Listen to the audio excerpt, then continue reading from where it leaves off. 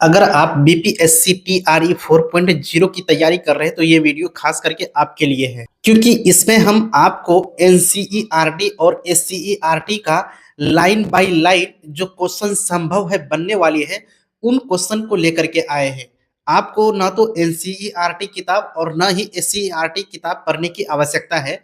बस आप एक बार इस वीडियो को शुरू से लेकर के अंत तक देख लीजिए और आपको समझ में आ जाएगा कि किताब पढ़ना वाकई में ज़रूरी है या फिर ये वीडियो देखना ज़रूरी है। तो चलिए बिना देरी किए हुए हम लोग सीधा अपना मकसद जो है उस मकसद पे चलते हैं।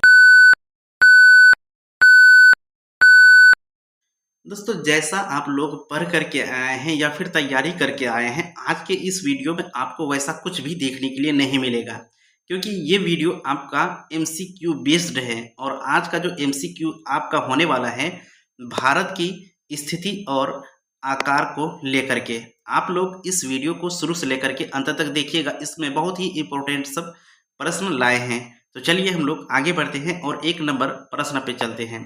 तो हमारे सामने इस तरह से आ चुका है एक नंबर प्रश्न, और ये प्रश्न ध्यान से पढ़िए, उसके बाद इस मैप को देखिए, फिर आप यहाँ पे आंसर चूज कीजिए। तो आप देखिए एक नंबर प्रश्न कह रहा है भारत का मुख्य भूभाग किस अक्षांश के बीच स्थित है। अगर आप अक्षांश और देशांतर के बारे में पढ़े हैं अच्छी तरह से तभी आप इसका जवाब लगा पाएंगे। तो आप देखिए यहाँ पे हमारे सामने चार ऑप्शन दिया हुआ है, तो इस तरह से आप चारों ऑप्शन को देखिए, उसके बाद ऑप्शन का चयन करिए। तो यहाँ पे हम आपको बता दें कि भारत की मुख्य भूभाग की अगर हम बात करें तो यहाँ अगर आप नज़र दौड़ाएंगे तो यहाँ पे 8 डिग्री 4 मिनट है। उसके बाद अगर यहाँ पे नज़र दौड़ाएंगे तो ये है आपका 37 डिग्री 6 मिनट। जी हाँ दोस्तों, तो भारत की स्थिति अगर अक्षांश के बारे में बात करें तो ये 8 डिग्री 4 मिनट उत्तरी अक्षांश से 37 डिग्री 6 मिनट उत्तरी अक्षांश के बीच में है। तो ये ऑप्शन आपका मिल रहा है, ऑप्शन नंबर आपका देख लीजिए यहाँ पे, मतलब बी पर। उसके बाद हम आगे बढ़ते हैं और दूसरा प्रश्न पे चलते हैं। आप लोग यहाँ पे थोड़ा ध्यान देंगे कि इसका आंसर आप अगर ये देख रहे हैं तो हम आपको कंफ्यूज करने के लिए ये क्वेश्चन लगाए हैं। तो आप पहले प्रश्न को देखिए। दूसरा नंबर प्रश्न कह रहा है भारत की मुख्य भूमि का देशांतरीय विस्तार। अब देशांतरीय विस्तार आप समझ गए होंगे कि किसको बोलते हैं, यानी कि उत्तरी ध्रुव से दक्षिणी ध्रुव को मिलाने वाली रेखा को हम लोग देशांतर रेखा कहते हैं। और भारत की विस्तार जो है उन देशांतर रेखाओं में से किस किस देशांतर रेखा के बीच में है, तो आपको बताना है। तो आप सबसे पहले भारत का मैप देख लीजिए, ये कितना है 68 डिग्री 7 मिनट पूर्वी देशांतर है। उसके बाद यहाँ पे है 97 डिग्री 25 मिनट पूर्वी देशांतर। जी हाँ दोस्तों, इस तरह से भारत की अगर स्थिति की बात करें देशांतर के देखते हुए तो ये आपका आ जाएगा 68 डिग्री 7 मिनट पूर्वी देशांतर से, उसके बाद 97 डिग्री 25 मिनट पूर्वी देशांतर के बीच भारत की स्थिति है। तो आप कंफ्यूज हो गए होंगे कि यहाँ पे आंसर डी है, लेकिन वास्तव में इसका आंसर पहला वाला ही आपको यहाँ पे देखने के लिए मिल गया है। तो ये जो है आपको बिल्कुल कंफ्यूज करने के लिए ही हम लोग दिए हैं। तो फिर हम लोग आगे बढ़ते हैं और तीसरा प्रश्न पे चलते हैं।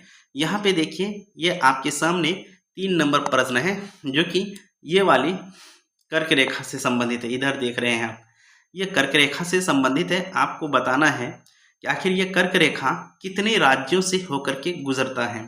तो अगर आप पढ़े होंगे तो आपको पता है कि ये कर्क रेखा जो है 8 राज्यों से गुजरा है। तो इसका सही आंसर क्या है, तो सी है। फिर हम लोग आगे बढ़ते हैं और चौथा प्रश्न पे चलते हैं। चौथा प्रश्न अब देखिए क्या कह रहा, आपको यहाँ पे कंफ्यूज होगा। भारत का सबसे दक्षिणी बिंदु का बात कर रहा है, कौन सा है जो 2004 में सुनामी में जलमग्न हो गया था। कहने का मतलब भारत जो है, अगर आप भारत के नक्शा को देखेंगे तो भारत का सबसे दक्षिणतम बिंदु की अगर बात करते हैं तो 2004 में एक सुनामी आया था और उस सुनामी में वो बिंदु डूब गया है। तो ये किस नाम से उसको जाना जाता है। अगर आप ध्यान देंगे तो आपको वो इंदिरा पॉइंट के नाम से यहाँ पे आपको मिलेगा। यहीं पे अगर भारत की हम मुख्य भूमि की दक्षिणतम बिंदु की अगर बात करें तो ये यहाँ पे होगा, जो कि तमिलनाडु में है, और ये कन्याकुमारी के नाम से जाना जाता है। लेकिन यहाँ पे भारत का मतलब जो है सबसे दक्षिणतम बिंदु कहाँ है, यहाँ पे मुख्य भूमि नहीं कहाँ है, तो इसीलिए इसका सही ऑप्शन आपका आ जाएगा इंदिरा पॉइंट। फिर हम लोग आगे बढ़ते हैं और प्रश्न नंबर 5 पे चलते हैं। तो देखिए दोस्तों, 5वां नंबर प्रश्न क्या कह रहा है, भारत की मानक यामोत्तर रेखा कौन सी है, यानी कि भारत में कौन सी ऐसी रेखाएं हैं जो समय का निर्धारण करता है। तो आप ध्यान से इसको देखेंगे तो यहाँ पे 4 ऑप्शन के बजाय 5 ऑप्शन है। क्या है, एक नंबर में ऑप्शन मतलब 82 डिग्री 30 मिनट पूर्वी, उसके बाद है 82 डिग्री 30 मिनट पश्चिमी देशांतर, उसके बाद 97 डिग्री 25 मिनट पूर्वी देशांतर, उसके बाद 68 डिग्री 7 मिनट पूर्वी देशांतर, उसके बाद 82 डिग्री 5 मिनट पूर्वी देशांतर। तो दोस्तों, आपका सही जवाब है ऑप्शन नंबर ए, यानी कि भारत की मानक यामोत्तर रेखा जो है आपको बता दें कि 82 डिग्री 30 मिनट पूर्वी देशांतर के बीच है। जी हाँ दोस्तों, जो कि इलाहाबाद के यानी कि उत्तर प्रदेश के इलाहाबाद के नैनी के पास से ये गुजरता है। तो चलिए अब हम लोग आगे बढ़ते हैं 6 नंबर प्रश्न पे, और आप लोग इस वीडियो को बिना स्किप के हुए शुरू से लेकर के अंत तक देखिएगा। और आप जो है इस मतलब वीडियो से कोई एक प्रश्न निकाल करके आप चेक कर सकते हैं अपना एनसीईआरटी क्लास 9th का बुक से कि आखिर ये प्रश्न जो हम लाए हैं किस तरह से बनाए हैं, और जाकर के ये आपको किताब पढ़ने के लिए मजबूर करेगा या फिर ये वीडियो देखने के लिए मजबूर करेगा, तो आप खुद समझ जाएंगे। अगर आप ये वीडियो 1 से 2 बार देख लेते हैं तो आपकी सारी टेंशन दूर हो जाएगी। तो 6 नंबर प्रश्न देखते हैं। ये कह रहा है, भारत का मानक समय यानी कि IST ग्रीनविच समय से कितना अधिक आगे है।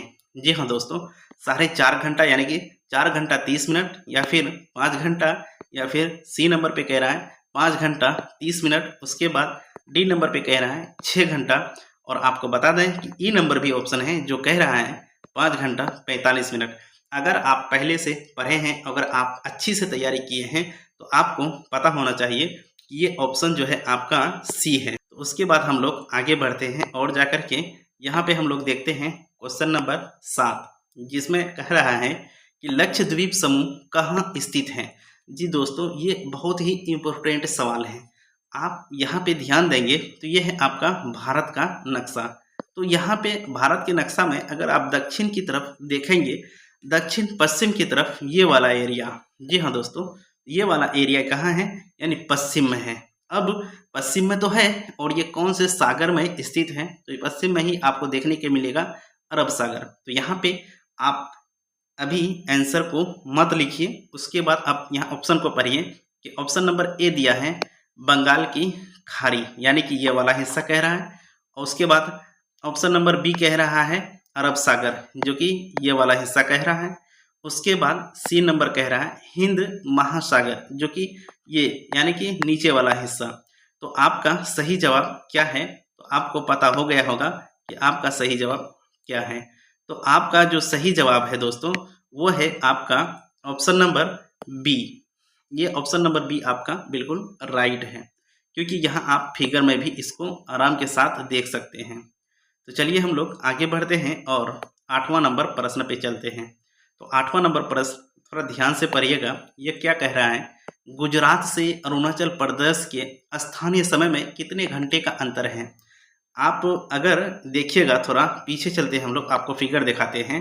ये है आपका मतलब जो है भारत, और भारत की अगर मैप देखेंगे तो यहाँ पे आपका है गुजरात और यहाँ है अरुणाचल प्रदेश, यानी अरुणाचल प्रदेश का समय में और गुजरात के समय में कितना अंतर है, ये अगला वाला प्रश्न वही कह रहा था। देखिए यहाँ पे गुजरात से अरुणाचल प्रदेश के स्थानीय समय में कितने घंटे का अंतर है, तो आपको बताना होगा। और ऑप्शन दिया है यहाँ पे, एक नंबर ऑप्शन दिया है 1 घंटा, बी नंबर ऑप्शन दिया है 1 घंटा 30 मिनट, सी नंबर ऑप्शन दिया है 2 घंटा, और जाकर के डी नंबर ऑप्शन दिया है 2 घंटा 30 मिनट, उसके बाद ई नंबर ऑप्शन दिया है आपका 3 घंटा। तो आपको सही जवाब लगाना है, तो इसका सही जवाब हो जाएगा यहाँ पे 2 घंटा। जी हाँ दोस्तों, आप एनसीईआरटी किताब खोल करके देख लीजिएगा, उसमें भी 2 घंटा का चर्चा किया है। यानी कि आपको बता दें 1 घंटा मतलब जो है 56 मिनट के आसपास लगता है और जाकर के इन्हीं को मतलब जो है 2 घंटा के नाम से जाना जाता है, मतलब 2 घंटा के रूप में इसको कहा है। फिर हम लोग आगे बढ़ते हैं और प्रश्न नंबर हम लोग आ गए हैं 9 पे। तो देखिए आप ध्यान से अगर एनसीईआरटी बुक पढ़े हैं तो आप बिल्कुल सब प्रश्न का आंसर कर लेंगे। अगर आप एनसीईआरटी बुक नहीं पढ़े हैं तो अब कोई ज़रूरत नहीं है पढ़ने की, क्योंकि एग्ज़ाम आपका बहुत नज़दीक है और जाकर के आप बिल्कुल लाइन बाय लाइन अगर पढ़ने के लिए चाहते हैं तो आप क्वेश्चन के माध्यम से आप इस यूट्यूब चैनल पे तैयारी कर सकते हैं, जो कि बिल्कुल मुफ्त में है। और जाकर के ये वीडियो अगर आपको अच्छा लगता है तो अपने दोस्तों में ज़्यादा से ज़्यादा इस वीडियो का लिंक शेयर करिए, ताकि वो भी मतलब जो है इस यूट्यूब चैनल से बिल्कुल लाइन बाय लाइन तैयारी कर पाए।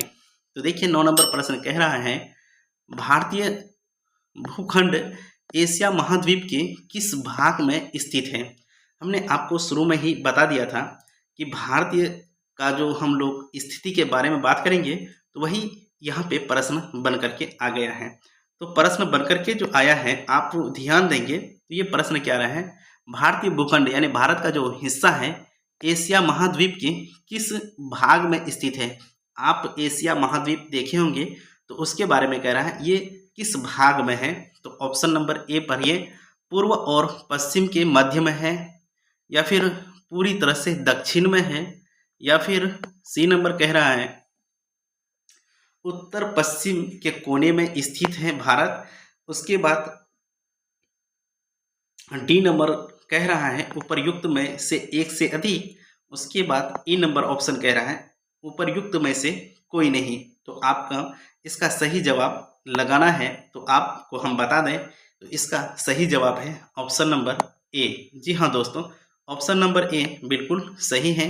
भारत की हम लोग स्थिति की अगर बात करें तो एशिया अगर मैप देखेंगे तो एशिया का तो भारत जो है पूरब की ओर और जाकर के पश्चिम, यानी कि भारत इस तरह से यहाँ पे मिलेगा। एशिया महाद्वीप की अगर हम बात करें तो भारत पूरब और पश्चिम के मध्य में ये है। उसके बाद हम आगे बढ़ते हैं, प्रश्न नंबर 10 पे चलते हैं। 10 नंबर प्रश्न आप ध्यान से देखेंगे कि 10 नंबर प्रश्न क्या कह रहा है, भारतीय भूभाग एशिया महाद्वीप का कौन सा विस्तार है? अगर आप एनसीईआरटी पढ़े हैं तो सही जवाब देंगे, अगर नहीं पढ़े हैं तो आप इसका जवाब नहीं दे पाएंगे। भारतीय भूखंड जो है एशिया महाद्वीप का कौन सा विस्तार है? ये क्या है आपका? ए ऑप्शन उत्तरी विस्तार है, उसके बाद बी ऑप्शन दिया है पश्चिमी विस्तार है, उसके बाद सी नंबर दिया है दक्षिणी विस्तार है। अगर आप एनसीईआरटी खोल के देखे हैं तो आपको पता होगा भारतीय भूभाग जो एशिया महाद्वीप का क्या है, तो दक्षिणी मतलब है दक्षिणी विस्तार है। दक्षिणी विस्तार यहाँ पे क्यों है? क्योंकि यहाँ पूर्व का चर्चा नहीं हुआ है, तो इसीलिए इसका सही आंसर हो जाएगा मतलब दक्षिणी विस्तार, क्योंकि दक्षिण में तो है। तो देखिए इस तरह से हम लोग 10 नंबर मतलब जो है अब तक कंप्लीट कर चुके हैं। फिर अब हम लोग आगे बढ़ते हैं और आगे 11 नंबर प्रश्न देखते हैं हमारे सामने क्या आ रहा है। तो देखिए दोस्तों, यहाँ पे हम 11 नंबर प्रश्न पे चर्चा करते हैं। तो 11 नंबर प्रश्न कह रहा है कि हिंद महासागर के संदर्भ में कौन सा कथन सत्य है? यानी कि आपको हिंद महासागर को ध्यान में रख करके इस प्रश्न का जवाब को देना है। तो यहाँ पे आपका ए ऑप्शन कह रहा है यह पश्चिम में यानी कि हिंद महासागर पश्चिम में यूरोपीय देशों और पूर्व में एशियाई देशों को मिलाता है। बी नंबर कह रहा है यह भारत को केंद्रीय स्थिति प्रदान करता है। और सी नंबर कह रहा है किसी भी अन्य देश की तटीय सीमा हिंद महासागर में भारत जैसी नहीं है। अब आपको यहाँ पे बताना है कि सत्य कथन कौन सा है। तो डी नंबर ऑप्शन कह रहा है उपर्युक्त में से एक से अधिक, यानी कि इसका मतलब हुआ कि ऊपर में जो दिया है 3 ऑप्शन, 3 मतलब एक से अधिक सही है। उसके बाद ई नंबर कह रहा है उपर्युक्त में से कोई ऑप्शन सही नहीं है। तो आपको अगर याद है तो आप इसका सही जवाब लगा सकते हैं। इसका सही जवाब होगा आंसर नंबर डी दोस्तों। आंसर नंबर डी क्यों? तो थोड़ा इसको हम लोग आपके सामने रखते हैं विस्तार से कि आखिर ये ऑप्शन नंबर डी क्यों है। तो देखिए दोस्तों, ऑप्शन नंबर डी इसलिए है, अगर हम हिंद महासागर की अगर बात करें तो ए नंबर कह रहा है क्या, यह पश्चिम में यूरोपीय देशों और पूर्वी एशियाई देशों को मिलाता है। एनसीईआरटी का जो है ये लाइन उठा करके यहाँ पे रखे गए हैं। उसके बाद ये लाइन जो है यह भारत को केंद्रीय स्थिति प्रदान करता है, ये भी एनसीईआरटी का ही लाइन है। उसके बाद अगर आप सी नंबर की बात करें तो आप खुद देखते हैं कि भारत का स्थिति जिस तरह से हिंद महासागर में है उस तरह से किसी अन्य देश की स्थिति हिंद महासागर में नहीं है। तो इसीलिए यहाँ पे ये तीनों ऑप्शन बिल्कुल सही हो जाएगा। तो इसलिए इसका सही आंसर हो जाएगा आंसर नंबर मतलब जो है डी। तो फिर इसी तरह से हम लोग आगे बढ़ते हैं। उसके बाद 12 नंबर प्रश्न पे आ जाते हैं। 12 नंबर प्रश्न क्या कह रहा है, भारत का कौन सा हिस्सा हिंद महासागर में शीर्षवत फैला हुआ है। अब भारत की स्थिति के बारे में अगर आप पढ़े हैं, अगर आप जानते हैं तो आप देखे होंगे भारत की स्थिति के बारे में। कह रहा है भारत का कौन सा जो हिस्सा है वो शीर्षवत यानी कि लंबवत जो है हिंद महासागर में फैला हुआ है। तो आपको बताना है। ऑप्शन नंबर ए दिया है हिमालय पर्वतमाला जो कि इधर है। उसके बाद दक्षिण का पठार जो कि इधर है। उसके बाद थार मरुस्थल जो कि यहाँ पे इस तरह से है, थार राजस्थान वाला। उसके बाद ऑप्शन नंबर यहाँ कह रहा है उपर्युक्त में से एक से अधिक, यानी कि एक से अधिक सही है, उपर्युक्त में से कोई नहीं। तो इसका तो ऑप्शन दिया ही नहीं है। तो आपको बताना है कि आखिर हिंद महासागर में जो है लंबवत भारत का कौन सा हिस्सा है। तो आपको पता होना चाहिए कि इसका सही जवाब जो होगा दक्षिण का पठार। तो दोस्तों यहाँ पे आप देख रहे हैं कि ये हम भारत का मोटा मोटी आपके सामने मैप बना करके दिए हैं ताकि आप समझ पाएँ। अगर आप दक्षिण का पठार को देखेंगे तो इस तरह से आपको दिखाई दे रहा होगा। तो ये वाला हिस्सा देखिए दक्षिण का पठार का ये वाला हिस्सा, ये क्या है हिंद महासागर में शीर्षवत आपको देखने के लिए मिल रहा होगा।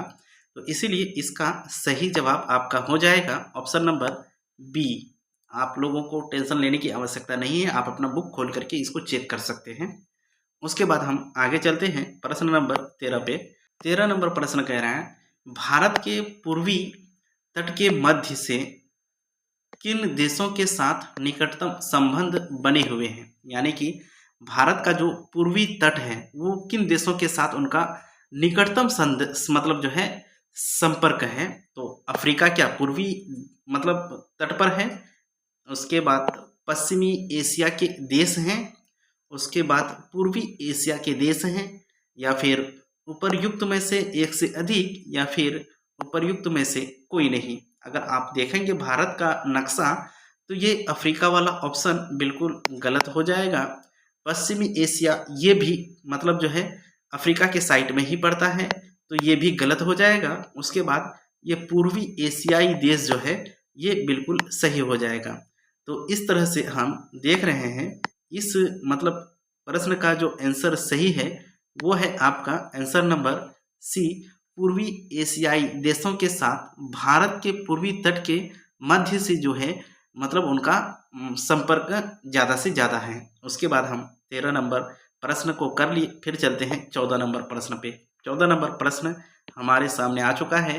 14 नंबर प्रश्न कह रहा है प्राचीन काल में भारत का विश्व के अन्य देशों के साथ संपर्क मुख्य रूप से किस मार्ग से था। यानी कि प्राचीन समय में भारत का जो संपर्क मतलब दुनिया के अन्य देशों से था तो वो किस रास्ते से था। तो यहाँ पे ऑप्शन दिया है ए समुद्री जल मार्ग द्वारा, बी दिया है वायु मार्ग द्वारा, और सी दिया है पर्वतीय दर्रों और भूभागों द्वारा, और डी ऑप्शन दिया है उपर्युक्त में से कोई नहीं।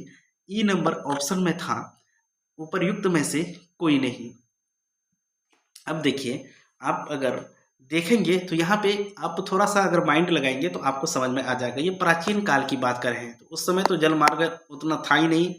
उस समय तो वायुयान की कोई आवश्यकता ही नहीं थी, मतलब आवश्यकता थी किसी को उसकी ज्ञान ही नहीं थी। अब आंसर नंबर हमारे पास बच जाता है, आप अगर देखेंगे तो सी में कह रहा है पर्वतीय दर्रे। यानी कि भारत का जो उत्तरी हिस्सा है तो उत्तरी हिस्सा की अगर हम बात करें तो यहाँ पर्वत था और इसमें दर्रा जो था उसमें, और भूभाग द्वारा। जी हाँ दोस्तों बिल्कुल यही यानी यही सब रास्ते के द्वारा जो है मतलब भारत का संपर्क अन्य देशों के साथ रहा है। फिर चलिए हम लोग आगे चलते हैं 15 नंबर प्रश्न पे।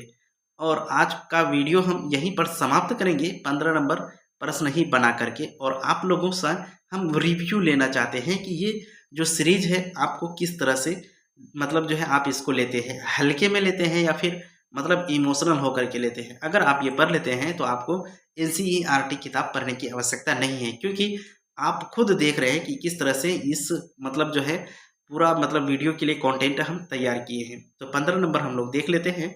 तो 15 नंबर प्रश्न क्या कह रहा है, भारतीय अंक एवं दशमलव प्रणाली का विश्व के विभिन्न भागों तक पहुंचने का मुख्य कारण क्या था।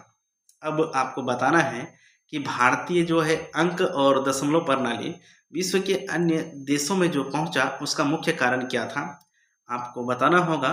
और यहाँ पे ऑप्शन दिया है ए, समुद्री व्यापारी की यात्री, यानी कि दशमलव प्रणाली जो गया था तो क्या वो समुद्र के माध्यम से गया था।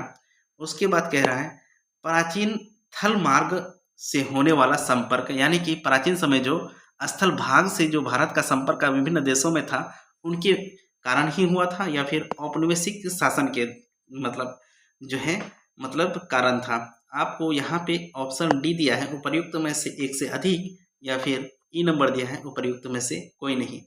आपकी अगर एनसीईआरटी की बात करें तो उसमें दिया है आपका बिल्कुल ये बात क्लियर कहा है कि भारत का जो अंक एवं दशमलव प्रणाली जो विश्व के अन्य भागों में गया है प्राचीन थल मार्गों के संपर्क के कारण ही गया है। तो देखिए दोस्तों, आज का वीडियो हम यहीं पर रोकते हैं और मिलते हैं कल, यानी कि कल आपको 16 नंबर प्रश्न से हम लोग आगे चर्चा करेंगे। तो देखिए दोस्तों, आपको इस YouTube चैनल पर वीडियो हर दिन शाम में 7 बजे मिल जाएगा। ये मतलब जो है MCQ का सीरीज जो कि लाइन बाय लाइन होता है NCERT और SCERT का। तो चलिए आज का वीडियो हम यहीं पर समाप्त करते हैं, मिलते हैं एक नया वीडियो में एक नई जानकारी के साथ। तब तक के लिए जय हिंद।